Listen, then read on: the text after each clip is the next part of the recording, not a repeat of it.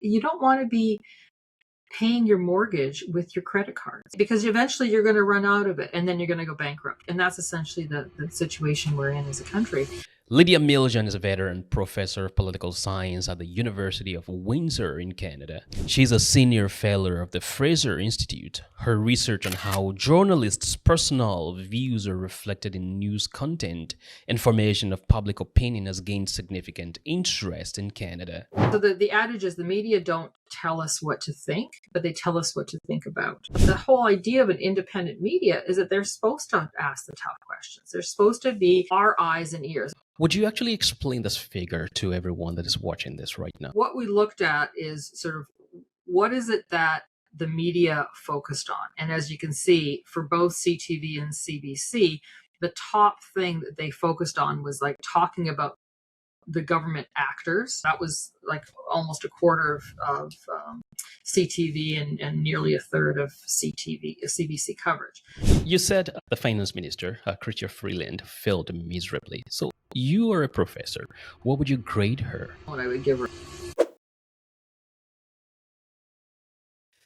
Yeah, so let's talk about your article here, Dr. Miljan. I read through, I gave it a very thorough read, and just like the last time that we talked about your article about federally funded media, I'm going to highly recommend this for every Canadian and even people watching it from outside Canada to grab this article. The link is going to be in the description for this video.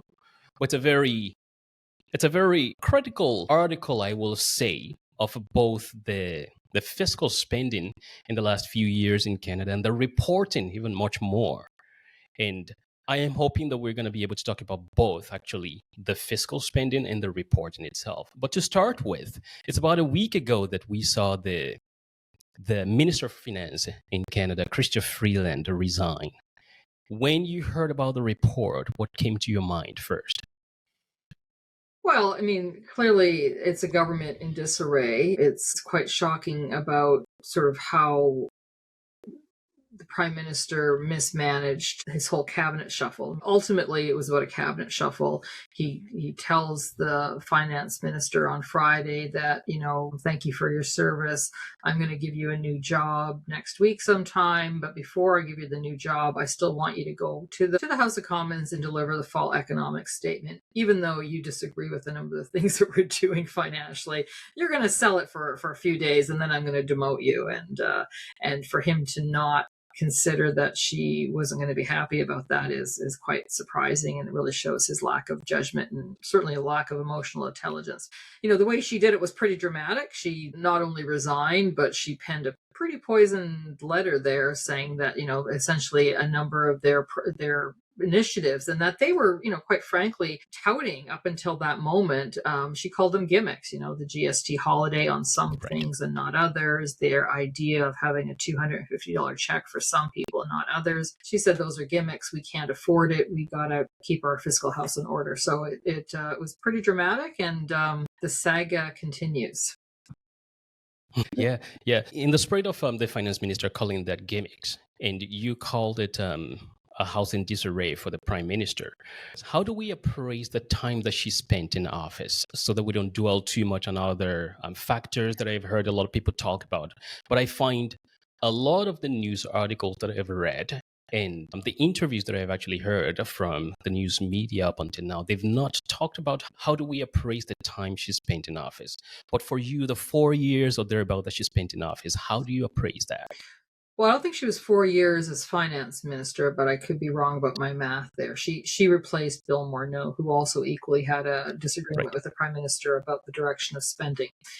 So, I mean, I'm highly critical of her in her position as finance minister. I think you can probably assess what she did as deputy prime minister or what she did previously on trade. Those seems to be successes. When you look at the government mandate letter. So what Prime Minister Trudeau did is that every cabinet minister has a mandate letter, and he's made those public. And the things that struck me in those letters, especially to her, was that she had to maintain the fiscal position of Canada, much like he had asked Bill Morneau to do, that she was supposed to not increase any permanent spending. That was in her first finance letter, though in a subsequent one, he kind of watered that down, but effectively to keep our fiscal house in order. And by that metric, she's failed spectacularly. I mean, this is a prime minister who in 2015 said, we will have modest deficits for a couple of years and then we'll balance the books. Well, I mean, okay, let's assume we're going to give them a break over COVID, but COVID's in the rear view mirror and they're still spending as if there is no tomorrow. They continue to increase not just their spending, but they also keep on blowing past their self-imposed, restrictions. She said, we're going to have a guardrail. We're not going to go beyond $40 billion in deficit in any year. And then this fall economic statement is at $62 billion. So it's an increase of 55%.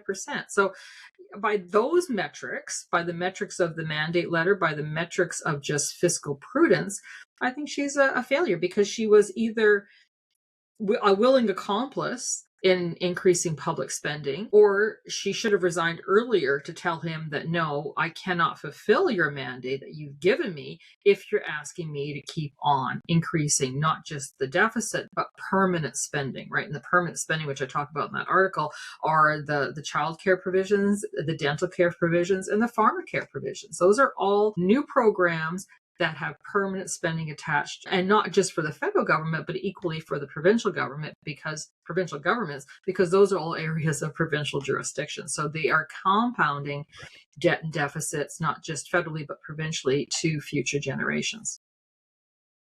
So if they're compounding federal deficit, like you just said, and she being the finance minister and Trudeau being the prime minister, and the manner in which she exited office, calling the financial spending by the government gimmicks, would you say that it was the prime minister or the federal cabinet that moved the goalpost on her? Or was she just on board with the same spending thrift that they were doing for the last 4 years or thereabout? Yeah, I think to a point, I mean, we'd certainly have to ask her, and that she's not answering any questions. I think up until this session of Parliament, I think she was a willing accomplice.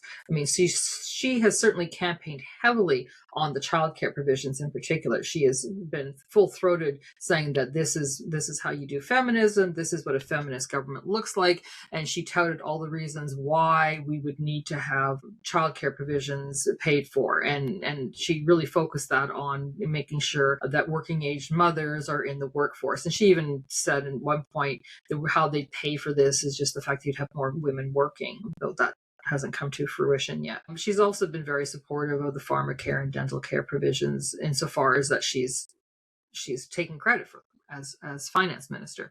I think where she has disagreed with the prime minister is these most recent announcements that are short term, that these are, that I think that's what she's referring to when she says gimmicks, the GST holiday for 2 months. And you can sort of unpack that thing. They're making it sound as if they've taken a GST off of our groceries, when in fact nothing could be further from the truth. We've never had to pay GST on essential goods, on groceries. Your fruit and vegetable has never been subject to GST, nor your meat, nor any of the sort of the whole foods that a healthy diet would allow. Mm-hmm. What they've given us over the holidays is discretionary spending. They said, go ahead and buy some chips and beer. Like essentially, that's where the GST is coming. Processed food for the most part. Yeah, processed food, like ready meals in grocery stores, which are high in salt, and you can talk about how that is not a healthy alternative. And then eating out at restaurants, which equally is probably not something that most of us want to do over the holidays. A lot of people just sort of stay at home, and sure, it'd be nice not to pay GST on a bottle of wine, but that the having that break this year is just something our children and grandchildren are going to have to pay for in interest payments in the future. So it's cold comfort to say we've gotten this break, and everyone loves free money. I actually went out for dinner at lunch yesterday, and it was like, oh yeah, it was nice not having to pay HST on that meal, but I know I'm going to pay for it in my taxes. So that's sort of truly a gimmick. I think that, and it was a way to buy votes, and that hasn't worked for them. Obviously, even before her announcement, they didn't get any bump in the polls for this announcement. And then equally, they they wanted to do this $250 check where they were going to give it to anybody who worked last year who made less than, I think it's $150,000, which is a pretty big salary. They were going to give it to a 150,000. lot of Yeah. people.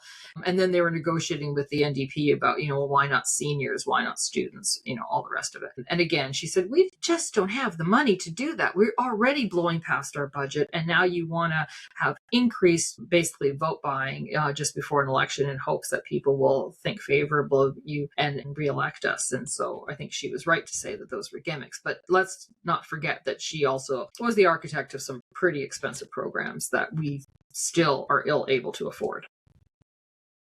Right. You mentioned something in passing there. You mentioned that she was pro-feminist government.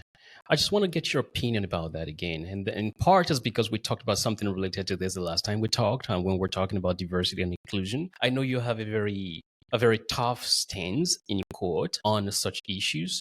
But what do you think? I have actually been hearing on media that this is a fight of a woman versus man in office. So what do you think this is, being a woman? Is it related to that, do you think? Well, I think the optics of it makes it look bad, right? And as I pointed out, he had a spat with his previous finance minister, Bill Morneau, and punted him out of office in favor of Chrystia Freeland. I think it's the way, it's not that you can't demote people. He's demoted men as well as he's demoted women. I think this the way it's the positions that he elevates women to are so crucial and so high profile that it really becomes a much bigger issue when he does demote them. And it's not necessarily that they did something wrong. So let's recall the first time he had this problem was with Jody Wilson-Raybould, right? So she had done everything that he had asked her to do. She was working diligently on her files as Attorney General and as Minister of Justice. She did what they'd asked. She was fulfilling her mandate. The issue was she wasn't going to bend on a deferred prosecution for a particular firm's SNC at Lavalin, and he tried to pressure her to do that. She said, I can't do that in good conscience because I don't think that they fulfill the need for it, and I'm not going to do that. She's pressured and all that, and so he says, you're out, you go away. And so he's interfered with the actual work of the Attorney General. The Minister of Justice sits in cabinet, but the Attorney General doesn't, so it's a kind of an awkward thing.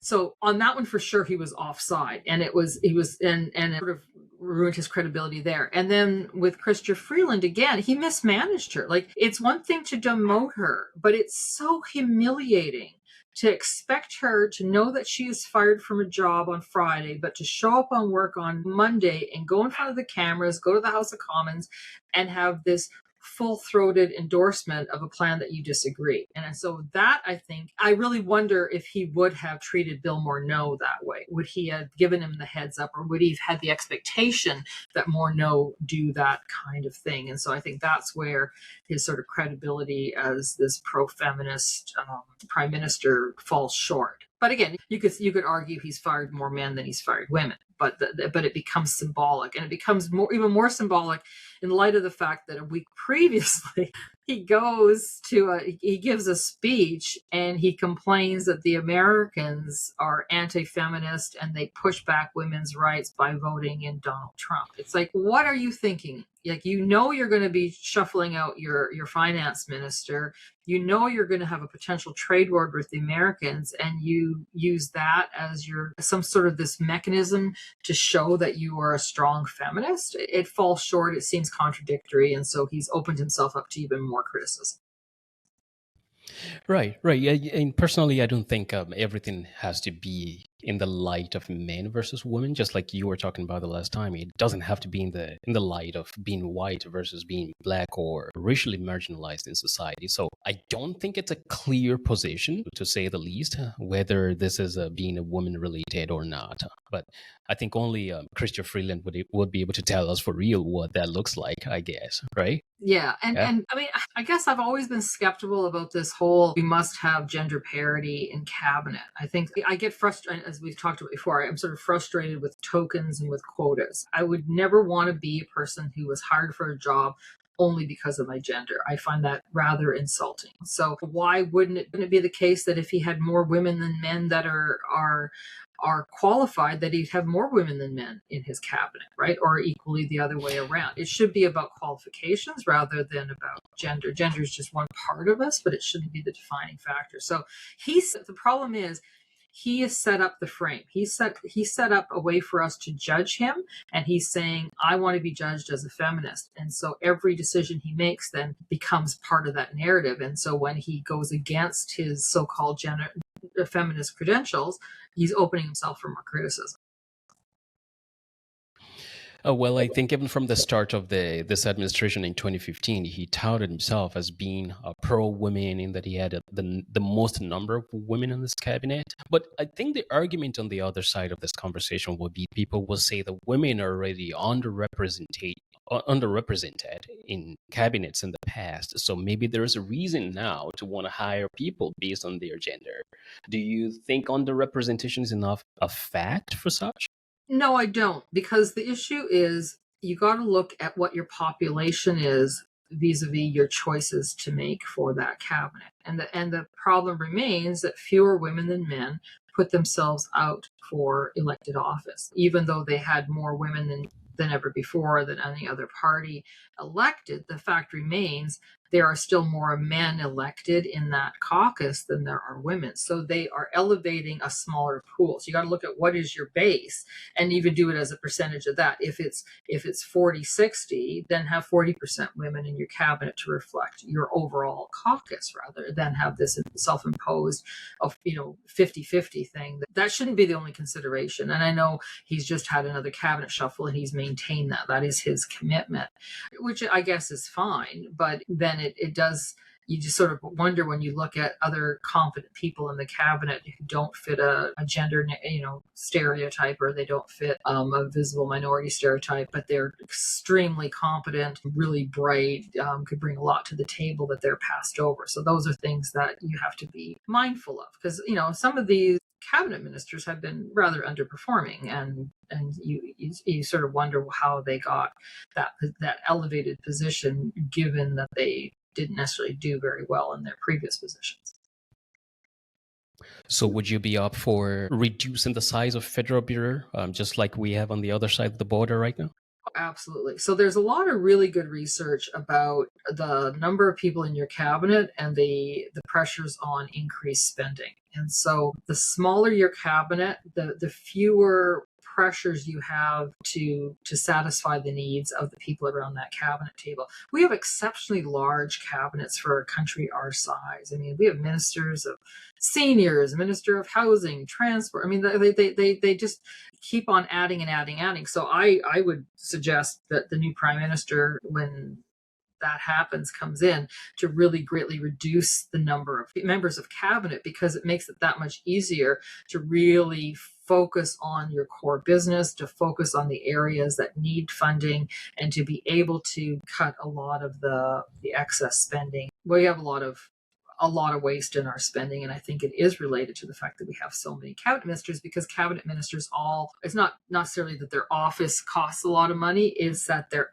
asks always cost a lot of money, because every cabinet minister is going to say, well, I've got to show that I can produce and I can get something for my position, and so they're always going to ask for more money from the federal government, which we can ill afford right now. Right. I think, in my opinion, the first cabinet member or the office that I would scrap would be the office of the Housing, Diversity and Inclusion. First, I don't know how those combine together, and I don't see what that office has achieved for Canada in the last so many years either. Yeah. So I agree with you on that, and that will be the first office I will get rid of if I were. Yeah. Yeah. Yeah, exactly. Yeah, so you said the finance minister, Chrystia Freeland, failed miserably. So you are a professor. What would you grade her?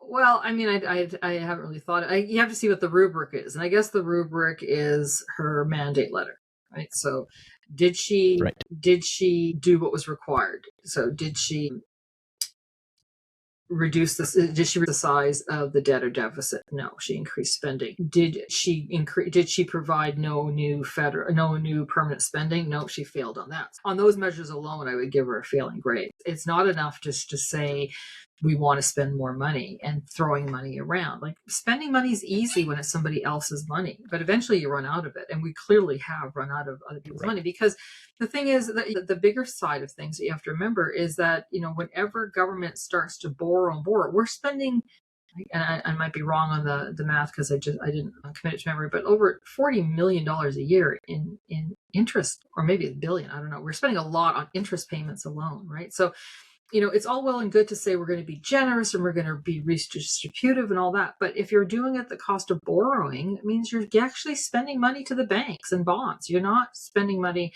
on people. And so there is an obligation on the part of the government, and especially on the part of the finance minister, to balance the books so that we don't have debt, so that we're not spending on interest. It's much like anybody's household. There's good debt and there's bad debt. Obviously your mortgage is a good debt because it's an equity, and you're building equity, and it's a place you have to live. But you don't want to be ratcheting up. You don't want to be paying your mortgage with your credit cards, right? That's unsustainable. Definitely right. Not. When your credit card's 20% and your mortgage it might be high, it might be 5%. It's okay to have that 5% mortgage, but don't be using your credit cards to pay it, because eventually you're going to run out of it and then you're going to go bankrupt. And that's essentially the situation we're in as a country, that we're just ratcheting up the credit card bills, and we're not even paying down the mortgage. Oh, right. I like that analogy. Actually, it's like paying your mortgage with your credit card. You don't want to do that. That will Everybody be knows that that's a good idea. In the light of talking about DEI and even feminism that you talked about briefly, let me ask you this one. This is a very controversial topic. I read the fall financial statement in part. I didn't read the entirety of it, but I think I understood the parts that I read really well. And I made some notes here. So we ended up with a projected deficit of $62 billion versus the initial $40 billion. You say that's a 55% increase. There is a portion of that, which is a one-time spending, $0.4 billion for indigenous contingent liabilities. And there's $4.7 billion related to COVID-19 pandemic provisions. Whatever that is, I don't know the second part. Are you familiar with those parts of the spending? Yeah, I didn't know about the COVID one, which sort of is confusing given that, that's a couple of years back. So why are we still spending on COVID? I know that the Indigenous file is one that we do have to pay because we are negotiating land claims. And so, okay. But that's, if it was just that, then we'd only have a $16 billion deficit. What about the rest of it? What about the other, I can't do the math on the top of my head, but $50 billion. What are they doing with that? You can say that there's a one-time hit, but we also just sold off our Air Canada shares. So that should have given us a little bit of money back because they made some money off of that. The fact remains that even if you take the extra spending on pharmacare and dental care and childcare, you still have a government that creates all this new bureaucracy, right? They also have a school food program, which apparently has not served any food yet. So it's another bureaucratic thing. You've got the whole carbon tax thing where they're pulling all this money from us every time you heat your house or you buy a tank of gas, and then they give it back to you. So that's an administrative cost, and it's sort of this redistribution scheme, which makes no sense. And then they just keep on adding all these things. And then there's this other thing that they created, which the opposition is calling it a green slush fund, where they created this fund to have green energy and all that. And we're finding out that they didn't actually do anything to create green energy. All they did was a way to fund their own companies and their own insiders, and basically throwing that money away. So there's just scandal after scandal and mismanagement after mismanagement. And so that's where it becomes, our due diligence to have to say, well, wait a minute, why are you creating all these schemes? And then, and then there's the one about the Indigenous, right? So yeah, great. We want to support Indigenous companies. And then you find out that anybody can claim they're Indigenous and apply for it. And so you've got a former cabinet minister's former business partner claiming that their company is Indigenous on the basis of that cabinet minister, who now says he's not, to apply for Indigenous loans and Indigenous grants. It's just boggles the mind, their ability to fleece Canadian taxpayers. And so that's all part of that debt.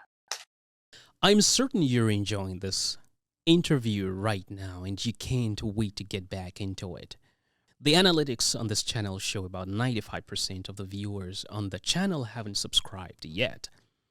So you do me a favor by clicking the subscribe button right now. Then I'll keep my promise to continually improve on the quality of the conversations that are produced on this channel every time. So please click the subscribe button right now and let's get back into the conversation.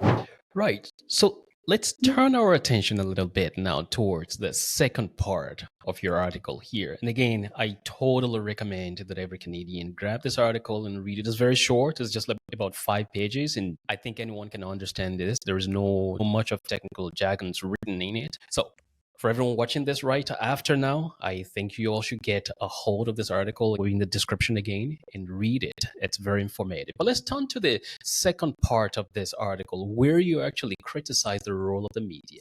Again, we're back to talking about the role of the media like we did the first time. The first time we talked about this was with respect to federal funding for media, and you criticized that as being anti-innovation for media, and you say it's because of that they're actually been dropping even in rating. They're not bringing any revenue in fact, in spite of the billions, 1.4 billion annually for a company like the CBC, they still end up with deficit, and their senior staff still get all the huge cuts at the end of the year.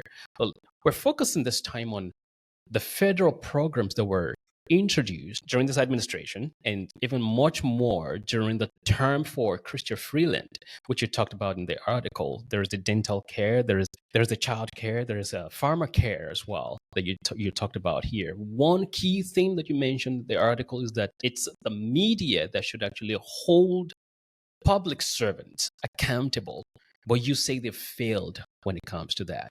Let's talk about the programs. You've mentioned those in passing already. How much have these contributed to federal deficit? Do we really have a number for it? I was trying to read the fall statement. I couldn't find it. Yeah, I don't know off the top of my head how much they cost. And the problem is that those are compounding costs because they are permanent spending, right? They're things that the government has to do every year. And I might have mentioned it in the article, but I don't know it off the top of my head how much they're costing. But the bigger point about that article isn't so much, I mean, the media talk about how much they cost and they report that. What they don't report is who's going to pay for it. How are we going to pay for it? Because either you pay for it in terms of new taxes, or you pay for it in terms of debt, or you pay for it in terms of cutting something else. And those are the questions that were nearly absent from any of the news coverage of those announcements. So yeah, they debate whether or not we should have it, and whether or not the NDP would demand it or sign on to it, and would they go for the election and blah, blah, blah, blah, blah. But at the end of the day, what I did in this study is I looked at, okay, what does the press releases say that the government does? Did the government ever say how they're going to pay for it? And really, there's I think something like 4% of the time they actually mentioned the cost, but they never mentioned where they were going to pay for it.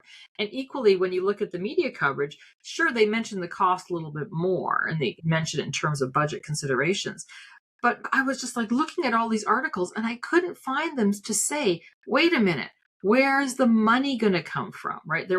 I think there's one quote I found from Lisa Laflamme from CTV, who actually says to Chrystia Freeland, pointedly, she says, is this daycare program something that the kids in daycare today are going to have to pay for in the future?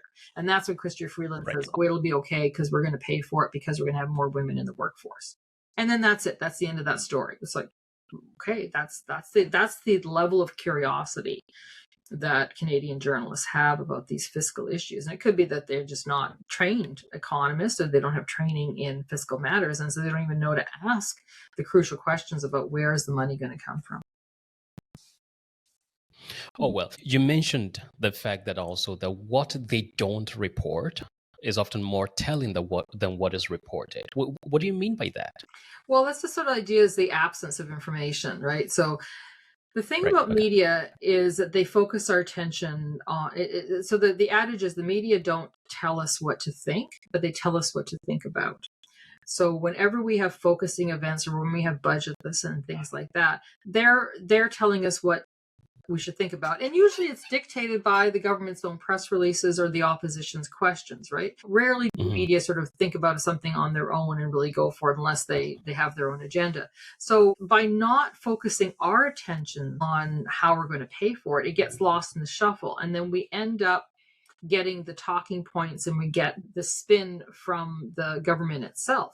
Well, that's not really the idea of the fourth estate. That, the whole idea of an independent media is that they're supposed to ask the tough questions. They're supposed to be our eyes and ears. I mean, the fact remains that very few of us, I get paid to do this, right? I get, and some people think I get paid too much, but my job is to keep track of what the media does and keep track of policies and stuff like that. And so that's my day job.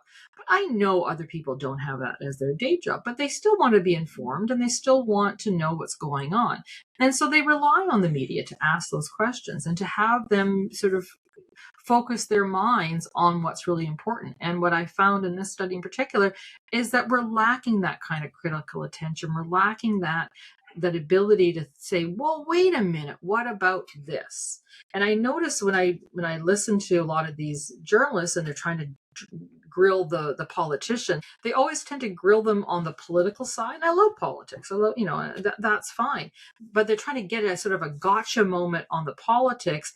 And they kind of ignore then the bigger picture, which is, how are we going to pay for all this stuff? It's all well and good to give.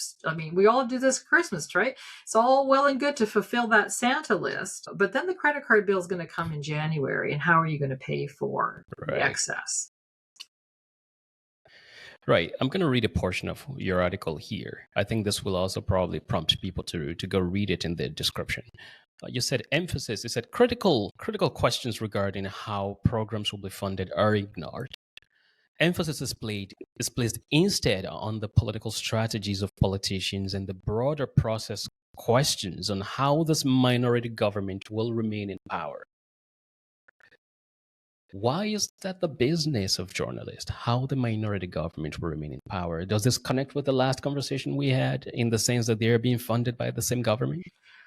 Well, there is a little bit of self-interest that way. I think that might be the case for CBC. But even now, I think in the context of Chrystia Freeland's resignation, the fall fiscal statement is almost an afterthought. Like, we're barely talking about that, and we're getting wrapped up in the sort of the palace drama, the excitement of who's resigning and who's not, and who's with the prime minister, and what are they going to do next, all becomes the bigger show. But at the end of the day, we're not putting as much emphasis. We're not writing as many stories or talking as much about what it means to have a fall economic statement. Remember, it came really late. It came just before winter. And secondly, it blew past those fiscal guardrails. That should have been the top story this week. That should have been the thing that all media talked about. But I did a lot of media this week. I was talking about Jagmeet Singh like everybody else. I was talking about the politics of it,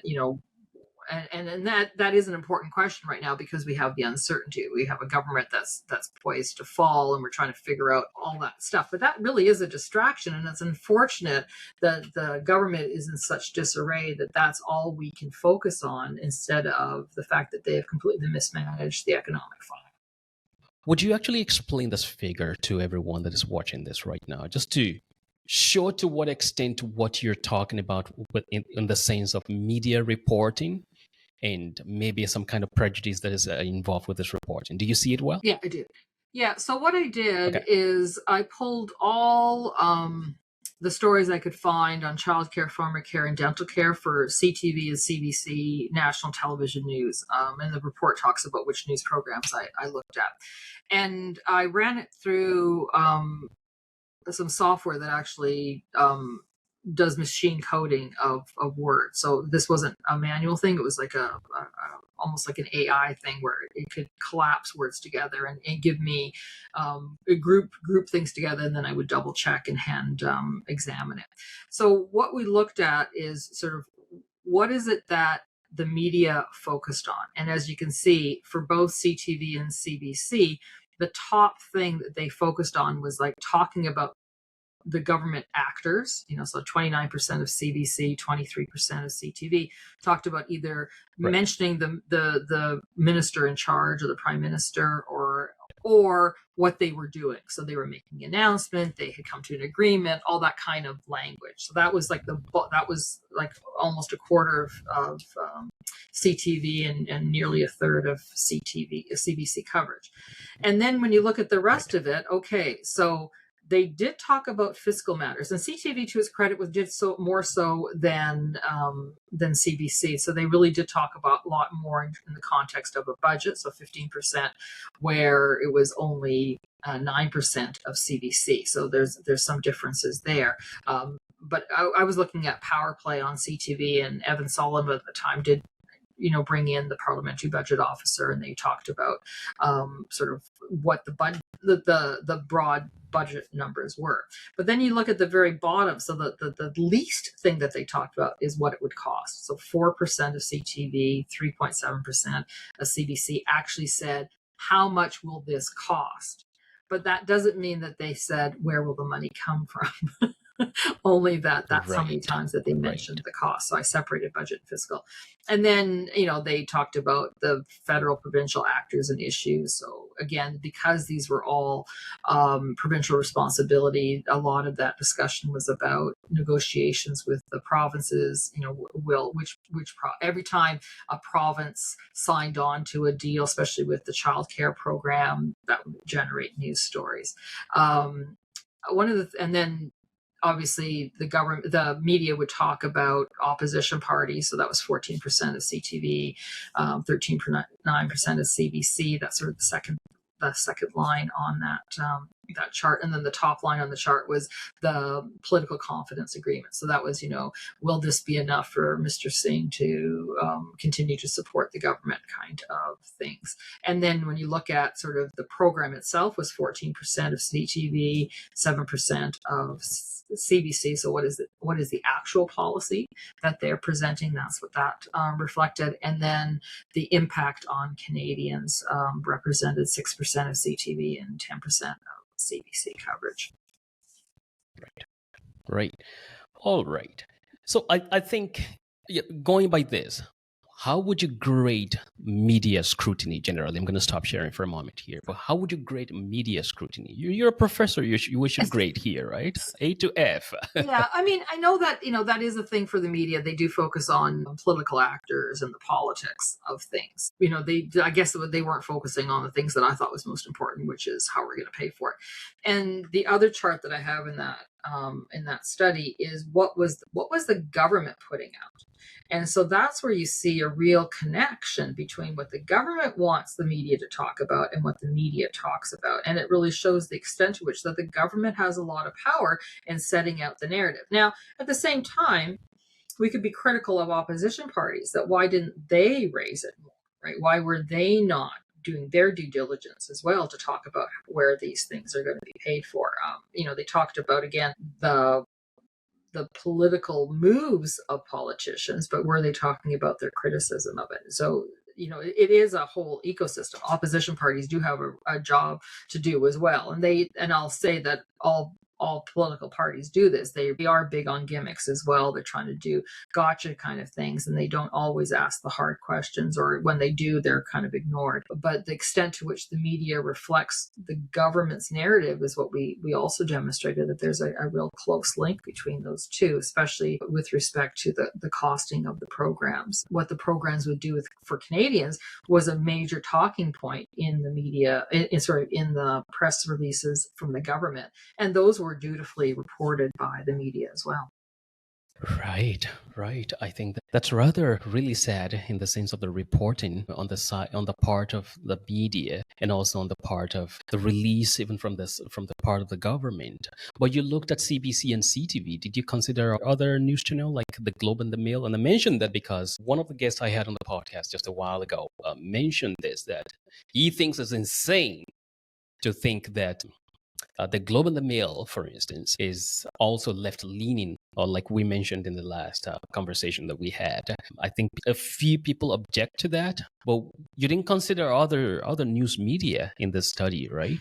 Right. I mean, it's just a matter of how much time and energy I had to devote to a paper. Eventually, you got to choose what you're going to do. The thing about the thing about newspapers is that readership is really low. So I situated this paper in the fact that we still have more Canadians who rely on TV news for their main source of public policy than other 76%, you said in your article. Than other sources of information. So I thought, where do people get their information? What are people actually consuming? Well, they're still consuming television news. So that's where I started for it. So absolutely, you're going to get more in-depth coverage from newspapers. The problem is newspapers are dying.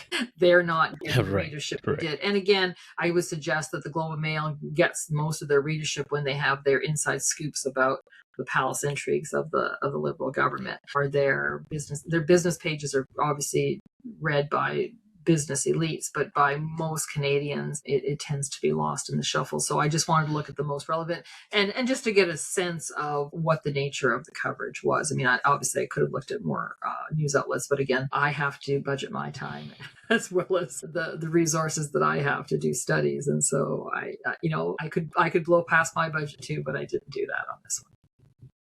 Oh, right. Okay, so let's wrap up like this. I think in tangent to this conversation is I'm just thinking about the way you set up the model in this work, and coming from my background in engineering and also a chunk of my work is software engineering. I was just looking at the way this is set up, and having worked also as a machine learning engineer in the past, I thought, oh, this is actually very machine learning prediction kind of related study that you're doing here. So I thought, oh, what about sentiment analysis? Sentiment analysis would actually be good if you could take, for instance, you could put this into a large language model like OpenAI or the one for Google also. I think that will be able to even train quickly on the data, the transcript from the news, and be able to do sentiment analysis. Then you can tell if the news reporting is actually positive, negative, or neutral. I think there are also old-fashioned way of doing it, apart from using the LLMs, that you could approach. But like you said, the time, budget, and resources for this is limited, and there's only so much you want to go. Yeah, and I really wasn't interested in the sentiment at this point. It was a different question, right? So it wasn't what, is media critical or supportive of these programs. It was more of what were they talking about? What were they having us focus our attention on? And so that was the main question. And you pointed out that the article isn't very long. I had a hard 2,000 word limit. They did not want anything longer than that. So again, any additional analysis would actually be a separate paper. Right. So finally, I know you've avoided giving grades. But I know you're a professor. I'm going to come back to it. What grade would you give the federal government for their transparency on the cost of all these new programs? Well, I think the transparency and the cost of the programs, I think that's fine. I think they have to report what it costs, and I wouldn't have a problem with that. My problem is that they get a failing grade on the fact that these are unaffordable. Okay, so that's a failing grade. All right.